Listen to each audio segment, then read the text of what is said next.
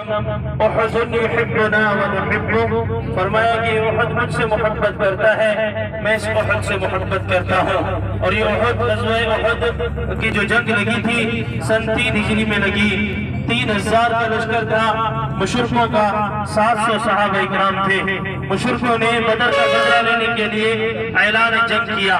اللہ کے رسول نے مدینہ میں اعلان کروایا، حی علی الجہاد، آؤ اللہ کی راہ کے لیے۔ صحابہ اکرام نکل پڑے، 1000 کا لشکر تھا، 300 منافق نکلے، بہانے بنا کر واپس لوٹے۔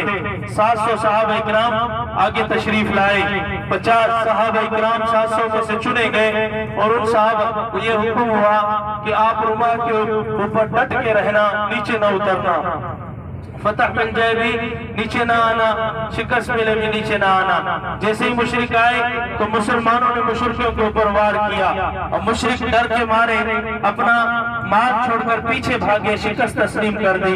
نیچے مال پڑا ہوا تھا، مشرک پیچھے چھپ کے بیٹھے تھے۔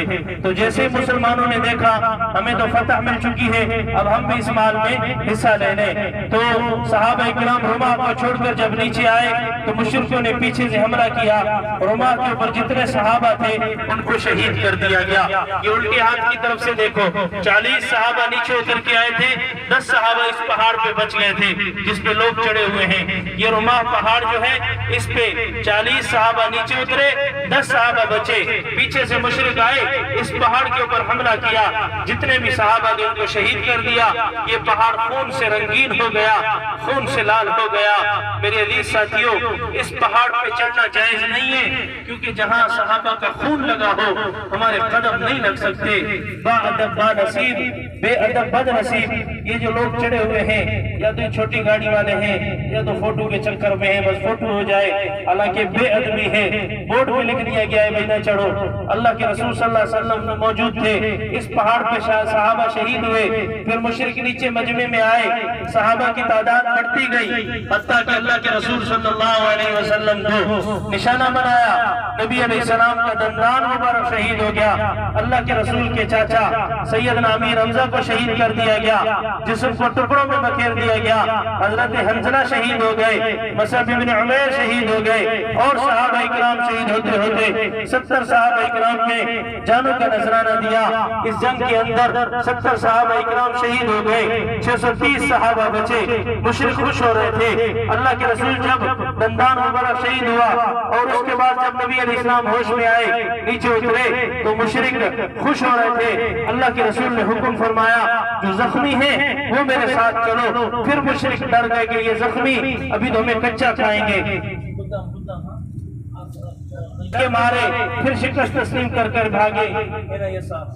تو میرے علی صاحب، اس جنگ کے اندر 70 صحابہ اکرام شہید ہوئے، وہ 70 صحابہ اکرام یہاں تدفین ہے۔ کتنے؟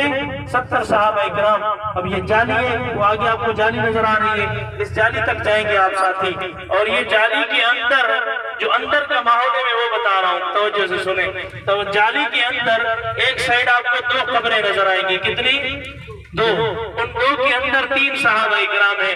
ایک قبر میں حضرت مصعب بن عمیر اور عبداللہ بن جہش ہیں، اور ایک قبر میں حضرت سیدنا امیر حمزہ رضی اللہ 67 صحابہ اکرام آرام فرمائے۔